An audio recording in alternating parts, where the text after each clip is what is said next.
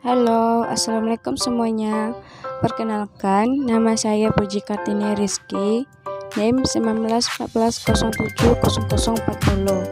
Nah, di sini saya akan membuat video pembelajaran tentang metodologi penelitian, yang mana materinya tentang bab 1. Dalam materi bab 1 terbagi beberapa materi. Yang pertama, pemilihan judul. Menurut Dr. Mardalis dalam bukunya yang berjudul Metode Penelitian Suatu Pendekatan Proposal, dalam pemilihan judul dan menetapkan judul harus memperhatikan hal-hal berikut. Yang pertama, judul sebaiknya yang menarik minat peneliti. Yang kedua, judul yang dipilih mampu untuk dilaksanakan peneliti. Yang ketiga, judul hendaknya mengandung kegunaan praktis dan penting untuk diteliti.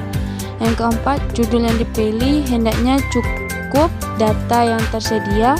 Dan yang kelima, hindari terjadinya duplikasi judul dengan judul yang lain. Selanjutnya, masalah. Masalah secara umum, masalah diidentifikasikan sebagai keadaan atau kesenjangan antara harapan dan kenyataan.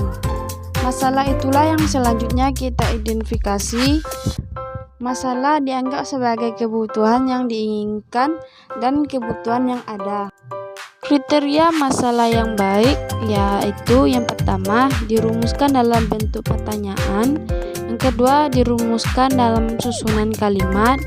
Yang ketiga, singkat, jelas, padat, tidak menimbulkan kerancuan. Yang keempat, mencerminkan keinginan yang hendak dicari. Yang kelima, tidak mempersulit dalam pencarian data lapangan terhadap data langka.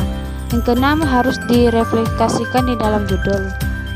Dan untuk sumber ide masalah, yaitu rumusan masalah pengembangan biasanya dinyatakan dalam bentuk kesenjangan atau kondisi belum terpenuhi sesuatu. Materi selanjutnya yaitu pembuatan latar belakang. Yang pertama, aspek-aspek dalam pembuatan latar belakang, yaitu aspek yuridis, yaitu bagian yang mengungkap sebuah metode yang dapat menyelesaikan permasalahan atau yang kita sebut gap, ketidaksesuaian antara informatif dan empiris. Kedua, aspek empiris, yaitu permasalahan yang diangkat dan dijadikan topik masalah penelitian tertera di bagian ini. Terkembangnya gap atau ketimbangan antara normatif dan empiris. Selanjutnya, aspek normatif, kondisi yang seharusnya atau yang ingin dicapai secara ideal. Dalam pembuatan sudut pandang dalam penyusunan latar belakang, ada beberapa. Yang pertama, budaya. Kedua, ekonomi. Yang ketiga, historis. Yang keempat, gender. Yang kelima, interkultural. Yang keenam, filsafat. Yang ketujuh, sosial. Yang kedelapan, temporal. Selanjutnya, komponen dalam latar belakang.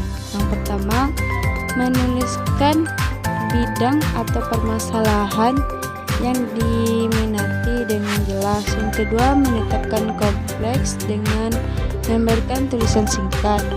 Yang ketiga, tuliskan hipotesis dari masalah yang akan diberikan. Yang keempat, perasaan dalam memilih permasalahan atau topik penelitian. Selanjutnya, identifikasi masalah. Identifikasi masalah adalah langkah yang sangat penting dalam proses penelitian. Menemukan dan mengidentifikasikan masalah yang tepat sangat penting dalam proses untuk meneliti dan menyelesaikan masalah tersebut. Untuk langkah-langkah identifikasi masalah, yang pertama, menemukan dan masalah yang ada. Yang kedua, mengidentifikasikan sumber permasalahan. Yang ketiga, menciptakan kalimat isu atau kalimat permasalahan yang menjelaskan permasalahan yang sudah diidentifikasikan. Selanjutnya, batasan masalah. Batasan masalah penelitian pendidikan untuk penelitian R dan D. Pembatasan masalah dalam penelitian bukanlah merupakan pembatasan akan waktu pelaksanaan penelitian, pembatasan ukuran sampel, dan pembatasan lokasi penelitian. Batasan masalah sering juga disebut dengan ruang lingkup penelitian. Rumusan masalah penelitian dari berbagai jenis penelitian, yaitu yang pertama masalah deskriptif, yang kedua masalah asosiatif, dan yang ketiga masalah komparatif. Selanjutnya, tujuan penelitian. Menurut Acker 1999, tujuan penelitian pengembangan khususnya dalam bidang pendidikan dibedakan berdasarkan aspek pengembangan, yakni bagian kurikulum, teknologi dan media, pembelajaran dan instruksi, dan pendidikan guru didaktis. Selanjutnya, materi tentang spesifikasi produk yang dihasilkan dari suatu penelitian R&D. Ini ada banyak sekali jenisnya. Di samping itu, perlu dilakukan penelitian terhadap unit lain yang dipandang sistem kerjanya baik. Materi selanjutnya tentang asumsi dan keterbatasan. Yang pertama, asumsi. Asumsi dalam kamus ilmiah populer mempunyai arti praduga, anggapan sementara yang kebenarannya masih perlu dibuktikan. Asumsi penelitian adalah anggapan-anggapan dasar tentang satu hal yang dijadikan pijakan berpikir dan bertindak dalam melaksanakan penelitian. Selanjutnya, keterbatasan penelitian. Keterbatasan penelitian menunjuk kepada suatu keadaan yang tidak bisa dihindari dalam penelitian. Keterbatasan penelitian bisa juga dilihat dari segi alat, waktu, biaya, tempat, dan tenaga.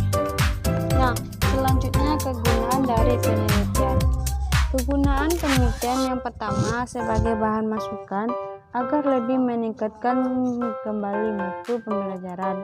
Yang kedua, bisa menghasilkan pembelajaran yang lebih bagus untuk mengembangkan dan menumbuhkan budaya akademik dalam lingkungan sekolah, di mana sekolah bisa memperbaiki mutu. Selanjutnya, manfaat penelitian pendidikan. Yang pertama, sebagai bahan diagnosis. Yang kedua, sebagai sarana untuk menyusun berbagai strategi. Yang ketiga, sebagai masukan kepada pemerintah. Selanjutnya, materi tentang definisi operasional. Menurut Sugiono, definisi operasional dalam variabel penelitian adalah suatu atribut atau sifat atau nilai dari objek atau kegiatan yang mempunyai variasi tertentu yang telah ditetapkan oleh peneliti untuk dipelajari dan kemudian ditarik kesimpulan. Selanjutnya, tujuan definisi operasional. Yang satu, menetapkan aturan dan prosedur yang digunakan oleh peneliti untuk mengukur variabel. Yang kedua, membuat pengumpulan data. Yang ketiga, memandu jenis data dan informasi apa yang dicari oleh peneliti. Nah, untuk cara membuat definisi operasional, yang pertama, identifikasi karakteristik. Yang kedua, tentukan alat atau instrumen. Yang ketiga, jelaskan metode pengujian. Yang keempat, sebutkan kriteria. Yang kelima, dokumentasi definisi operasional. Yang keenam, uji definisi operasional.